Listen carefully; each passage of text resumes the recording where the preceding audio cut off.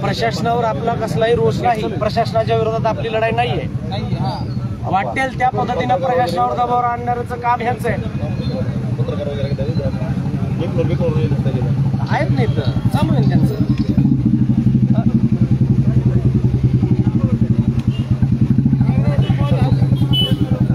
हलवायचंच नाही ना, निवडून काय आता काय तूप पाजणार आहेत का आपण, का जेवण करणार आहे?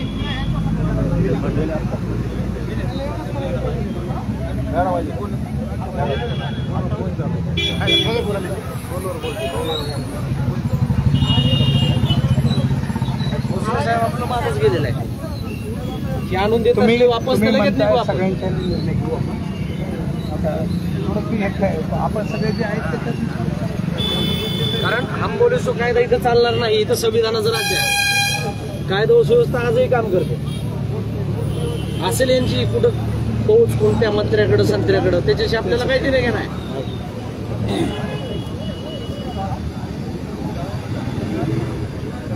माणूस मेल्यानंतरही त्याची तहसीलदार साहेबाच्या कॅबिनला बोलण्याची त्याची पद्धत कोणती? व्हिडिओ दाखवतो. व्हिडिओ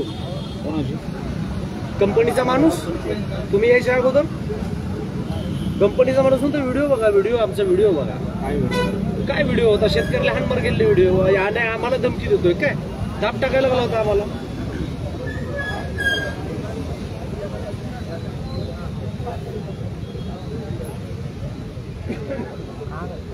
त्यांना आपण विचारलं, एक तर महापारेषणनं तुमचा सर्वे केलाय, महाजन कोण केलाय, कसा केलाय दाखवा. मोठमोठे जे वतनदार आहेत, जमीनदार आहेत, जे नेते आहेत, त्यांच्या जमिनीतून डायरेक्ट त्यांचा सर्वे डायव्हर्जन घेतो, सामान्याच्या शेतात जातो. नाटकं गेली की 4-5 संडे यांचे पाळलेले असतात, ती येतात की दादागिरी चालू करतात. कुठली पद्धत आहे?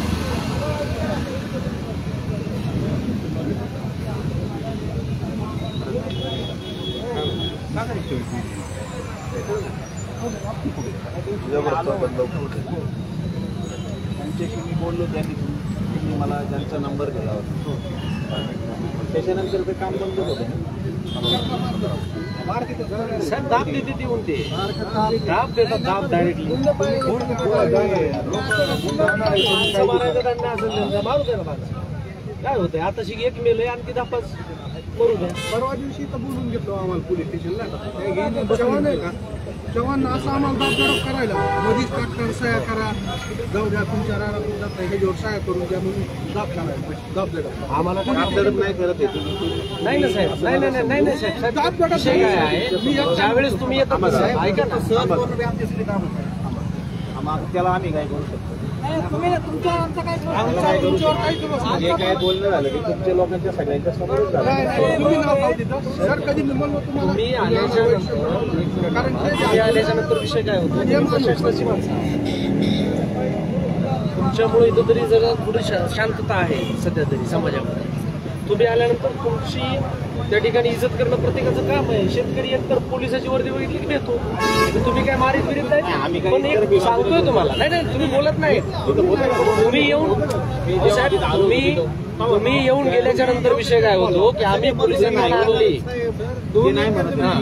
मी जे 8 दिवसापूर्वी सांगितलं होतं हे परवा दिवसाचा विषय. मी जे बोललो होतो संबंधित व्यक्तीला, तुमच्याकडे कोणती परवानगी असेल तर काम करा, नसेल परवानगी तर तुम्ही काम करू शकत नाही. हे कोणी ऐकलं ते मला सांगा. मी ते ऐकलं की बरोबर आहे. आमचं तुमच्या बोलून प्रकार काय होतो, तुम्ही येऊन गेलात ना की ह्यांची माणसं येतात. बोलून घेतलं, एक पोलीस प्रशासन आणलं होतं, आता आम्ही येऊन गेल्यानंतर तुम्हाला जवानचा मला एक सांगा, मी येऊन गेल्यानंतर त्याच्यानंतर चालू झालं का? त्याच्यानंतर त्यांनी इथं केलं ना पोलीस स्टेशन मध्ये बोलून. अहो ते तुमच्या शेतातलं वायर नेण्याचं काम झालं का? नाही सह्या करा म्हणायचे, आम्ही करणार आहे. सह्या करा. ती नोटीस असते ती आम्ही प्रत्येकाला देत असतो. ती एक कायद्याची पद्धत असते. सत्याचा मोबदलाही योग्य तो मोबदला. तुम्हाला काय ते त्यांनी नोटीस दिली म्हणजे काय तुम्हाला काय आवाजा कंपनीच्या कामाची तुमच्याकडून परवानगी घेतली ती नोटीस नाही. ही नोटीस कोणत्याही कायदा सुव्यवस्थेच्या घटनेमध्ये ही दोन्ही पक्षांना नोटीस द्यावी लागते. ही नोटीस कायदेशीर होती, तुम्हाला दिली गेली आहे. सेंट्रल गव्हर्नमेंटच्या नॉर्म्सनुसार शेतकऱ्याच्या राजीगर्जीनं त्याचा मोबदलाही त्याला देणं काम आहे ना.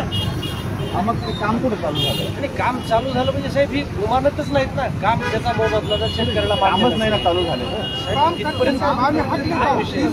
तुम्ही आल्यानंतर ती फक्त तुम्हाला मिटवायला परत आणतात. तेच सांगतो तुम्हाला. मी तेच विचारतोय स्पष्ट मराठीमध्ये की ज्या दिवशी तुम्ही पोलीस स्टेशनला आला, तुम्ही तक्रार दिली, मी होते शिव्या साडीवाली बाई आहे ना, त्याच्यानंतर मी किती वेळा तिथं आलो, अहो किती वेळात आलो, अर्ध्या तासात आलो ना. अर्ध्या तासात आल्यानंतर ज्यांनी तुम्हाला धाकटपट दाखवलं ना कंपनीच्या लोकांना, त्यांचा नंबर तुम्हीच मला दिला. शिंदे की काळे काय आठवण त्यांच्याशी मी खूप फोनवर बोललो. त्यांना मी काय कसं बोललो ते तुम्ही ऐकलं. त्याच्यानंतर त्या दिवसापासून आजपर्यंत तिथं काय कंपनीने काम केलं का? परवा दिवशी इथं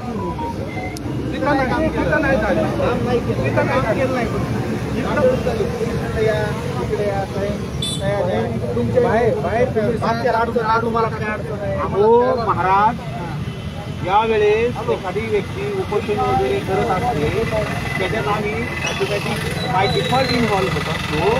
त्या व्यक्तीचं म्हणणं ऐकून घेत असतो, समोरच्या व्यक्तीचं काय म्हणणं आहे ते ऐकून घेत असतो. त्याच्यासाठी पोलीस स्टेशनला लोकांना बोलवावं लागतं. कंपनीने बोलावलं, कंपनीच्या बापाचं पोलीस स्टेशन नाही. हे लक्षात घ्या तुम्ही. कोणत्याही अशा गोष्टीमध्ये लोकांना बोलावून त्यांना नोटीस द्यावी लागते की तुम्ही तुमची मागणी सनदशीर मार्गाने उपोषणाच्या माध्यमातून मांडली ना साहेब. असं तुम्ही ऐकत नाही ना. काय म्हणताय हे काय दिलेलं ना की तिथं बोलवलं कंपनीने नाही बोलवलं. कधी बोलवलं होतं तुम्हाला की तुमचं काय म्हणणं आहे की ऐकून घेण्याचं? साहेब बघा, आम्ही जे सांगतो त्यांचं म्हणणं इथं उपोषणाच्या ठिकाणी मांडतानाच कार्यक्रम झाला. चव्हाण साहेब आम्हाला ती शब्द बोलले, इथं साहेब उपोषण टाकतात. त्याची रेकॉर्डिंग करा, सीरियल करा. फोन आलेले फोन आहे ना आम्हाला उपोषणला तुम्हाला एवढं ते बोलले. तुला की नाही दिलं बसून दिलं ना. आम्ही उठून आलो, आम्ही बसणार. मग टाकलं का आतमध्ये?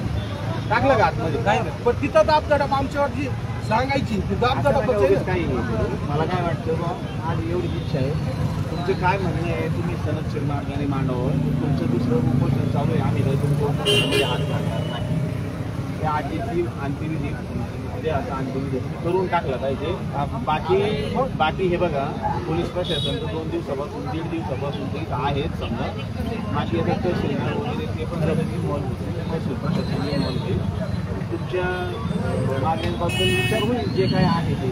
आता कोणती MS पिक्चरच्या कोणती कंपनी आहे, तुम्हाला जे काय पत्र मिळाले आम्ही बोललो. आपण काही कोणाशी बोलायचं असेल तर सांगा, तुमची काय मागणी आहे ते आपण मांडू. प्रशासनाची मागणी ही आहे, उपोषण करताना म्हातारी विधी त्यांच्यावर गुन्हा दाखल करा. मागणी हीच आहे. तुम्ही आत्ता गुन्हा दाखल करा, आता अंत्यविधी करू. तुम्ही अंत्यविधीला या.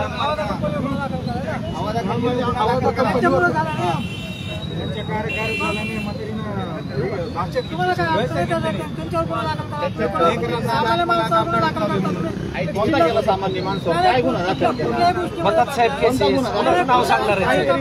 नाही होतात ते केसेस साहेब. असं कसं? मला काय वाटतं, तालुक्यात साहेब आपले 123 गाव आहेत, त्यातले तुमच्याकडे काही आहेत, सुपोडगावला काही आहेत, ठीक आहे ना, गुन्हे दाखल होतात.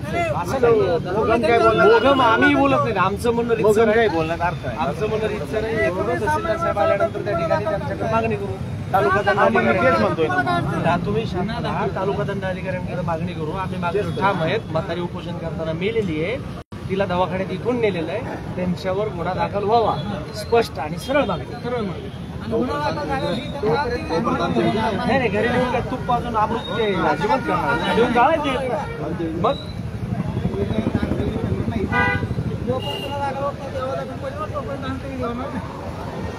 जे जबाबदार आहेत ह्या लोकांवर गुन्हा दाखल होणार.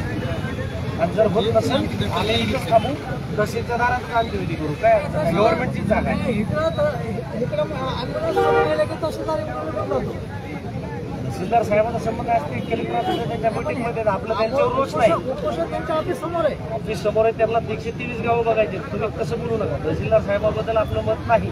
ते येतील बघतील नाही. आम्ही तेच म्हणतोय. काय असतात साहेब बोलण्याच्या दुःख आहे, दुःखाच्या भागात बोलते लोक विषय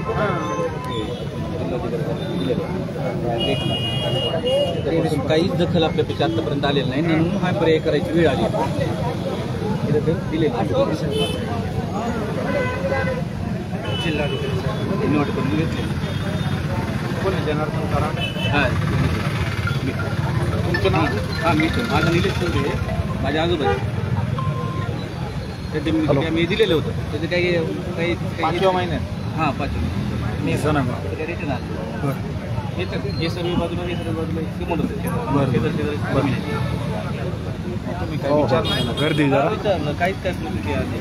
हो हो केलेलं हो हो. मध्ये कुठे आहात? दिले होते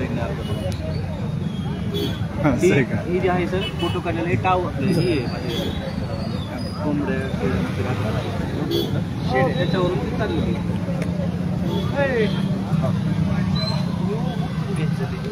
आता काय पर्याय काय करावं? त्यांना वाटेल तसं ते नाही ना खासदाराच्या मुंबईला दिले बाकीच्या नेत्यांच्या संभाजीनगरला काय वर्ष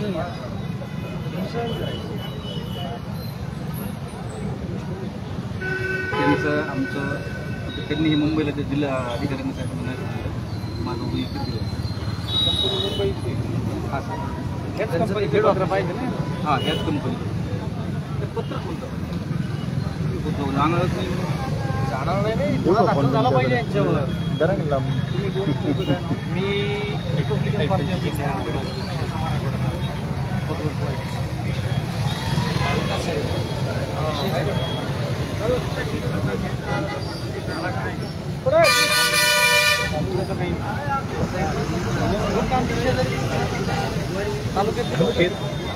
शेतात पलीकडे मला इंटरेस्ट म्हणजे साहेब माझ्या तालुक्यातली माणसं आहेत नाही. मी मराठवाड्याचा अध्यक्ष आहे. 8 जिल्हे 76 तालुक्यात काम करतो. तुम्ही जरी नाही बोललात आमच्या शेतीसाठी आम्ही बोललो तर आमचं कोणीतरी ऐकणार. तुम्ही जर बोललात तर कोणीतरी ऐकेल. कारण की तुम्ही तुमच्याकडे पदवी आहे कुणाकडे ही आहे तुमच्याकडे यांच्याकडे कोणतरी पद आहे हे जरी 4 माणसं प्रतिनिधी करतायत.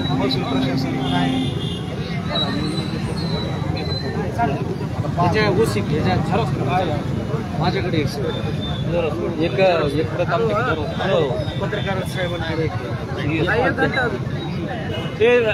बबलू 4-5 झेरॉक्स आणले का? हा विषय असा होईल सर एकच नाही ते त्यांच्या शेतीसाठी ते उपोषणाला बसले. त्यांच्या बाजूच्या शेतीसाठी ते पण झटतायत फक्त ते उपोषणाला बसले नाही. पण आता जी गोष्ट आजी वारल्यामुळे सगळ्या गोष्टीवर कळलं आम्ही पळत आलो मुलं आम्ही पण एवढ्यासाठी करतो पण त्या गोष्टीमुळे सगळ्या गोष्टी वाढत आल्या सर.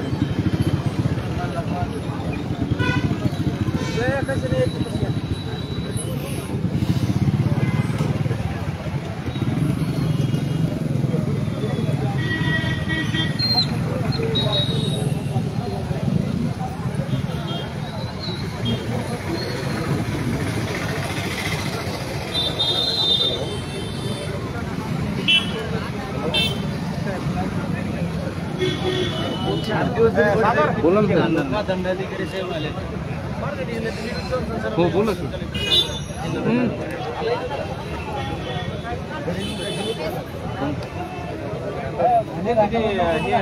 दुसऱ्या कामात तुम्ही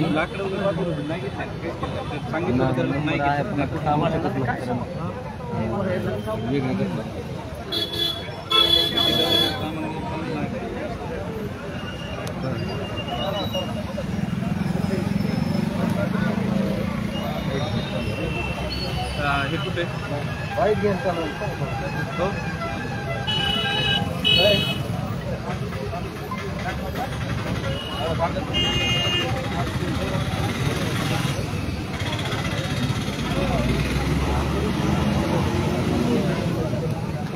गेले का व्हिडिओ घेतले वाईट घ्यायची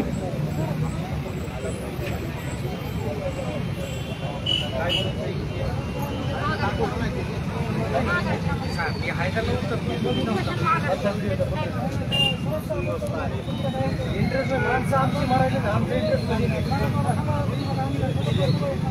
त्यांना कशाला बोलायचं अधिकारी त्यांना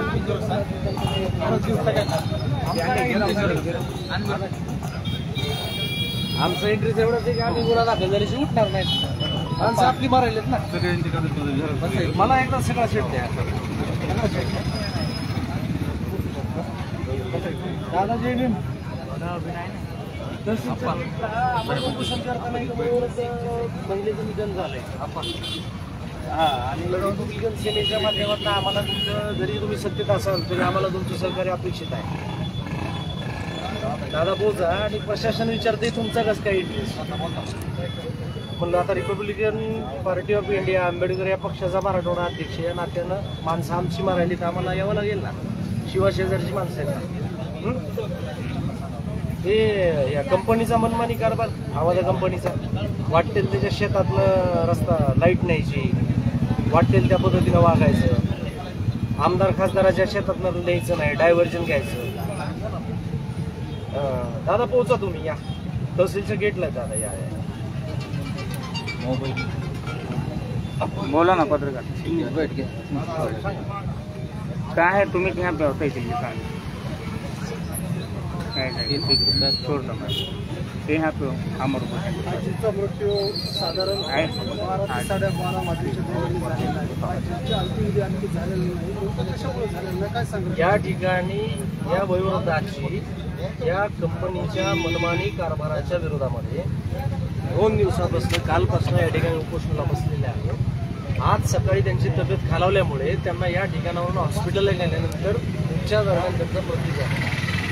हे सगळं झालेलं असताना तहसीलदार साहेब या ठिकाणी त्यांच्या प्रशासकीय कामासाठी बीडला गेलेले आहेत. या ठिकाणी नायब तहसीलदार साहेबांच्या गायमेलला आम्ही सगळे बसल्याच्या नंतर संबंधित अधिकारी कंपनीचे, त्या ठिकाणी संबंधित API साहेब, ही सगळी मंडळी बसल्यानंतर सुद्धा त्यांचा अधिकारी सांगतोय की आमच्याकडे व्हिडिओ, आम्ही लिगल आणखी नाही. त्यांना माणूस मेला तरी केलेल्या कृत्याबद्दल गिल्टी फील होत नाही किंवा त्याचा पस्तावा नाहीये. ते आजही दाबदडप आतमध्ये आम्हाला कळत होते. आम्ही संविधानिक पद्धतीने त्यांना सांगितलं, तुम्ही आम्हाला राहिलेल्या लोकांना मारलं काय, ठेवलं काय. या ठिकाणावरून जोपर्यंत संबंधित लोकांवर 302चा गुन्हा दाखल होत नाही तोपर्यंत या ठिकाणावरून या आजीचं प्रेत आम्ही हलवणार नाही.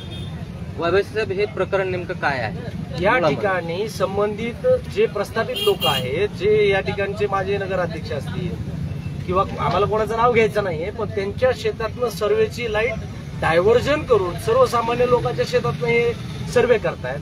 सर्वे केल्याच्या नंतर संबंधित शेतकऱ्यांना त्या ठिकाणी विचारून त्यांना मोबदला त्याला मान्य आहे का नाही हा न विचारता दबाव तंत्राचा वापर करून नामदेव ढसाळ जसं म्हणले होते की ही व्यवस्था सत्तेची रखेल झाली, त्या पद्धतीनं व्यवस्थेला ते सोबत घेत आहेत. त्या ठिकाणी व्यवस्थेला सोबत घेऊन सर्वसामान्य शेतकऱ्यावर दाबदडप करून या कुटुंबावर पाठीमागे 107चा गुन्हा 1 महिन्याखाली दाखल केला पोलीस स्टेशनला. हे पीडित कुटुंब या ठिकाणी उपोषण संविधानिक पद्धतीनं आमरण उपोषण करून न्याय मागण्याचा प्रयत्न करत आहे. तरी देखील त्यांच्या न्याय मागण्याच्या पद्धतीला केराची टोपली दाखवून तुम्ही किती लोक मेलात तरी आम्हाला काही फरक पडत नाही. गेंड्याची कातडी असणारे ह्या अवलादी आहेत, यांच्यावर जोपर्यंत या ठिकाणी गुन्हा दाखल होत नाही आम्ही एकही व्यक्तीतून हलणार नाहीत. भले पोलीस प्रशासनानं आमच्यावर लाठीचार्ज करू द्या, आम्हाला मध्ये टाकू द्या, नाहीतर ह्या म्हातारी जशी मेली तसं आम्ही मेलो, आम्ही इथनं हटणार नाहीत. यांच्यावर गुन्हा दाखल झाला पाहिजे, पीडित कुटुंबाला न्याय मिळाला पाहिजे, ही आमची भूमिका आहे आणि आम्ही त्या भूमिकेवर ठाम आहोत. सर्व आंबेडकरवादी चळवळीची सगळी माणसं या ठिकाणी आता येत आहेत आणि आम्ही सगळेजण या कुटुंबाला न्याय देण्यासाठी, हा शिवाजी महाराजांचं महाराष्ट्र आहे. शिवाजी महाराजांची आज्ञा होत्या सैनिकाला की रयतेच्या निर्माणासाठी शेतकऱ्याच्या मर्जीशिवाय लाकूड सुद्धा कापायचं नाही, हे आदेश देणारे छत्रपती शिवाजी महाराजांचा हा महाराष्ट्र आहे. शेतकऱ्याची मर्जी केराच्या टोपलीत टाकून स्वतःच्या पोळ्या भाजणाऱ्या अवलादींवर गुन्हा दाखल झाल्याशिवाय आम्ही त्या ठिकाणी या ठिकाणावर हलणार नाही आहोत. हे बाबासाहेबांनी निर्माण केलेल्या संविधानाच्या अधीन राहणारा महाराष्ट्र आहे. संविधानिक पद्धतीनं आम्ही आमची मागणी मागतोय.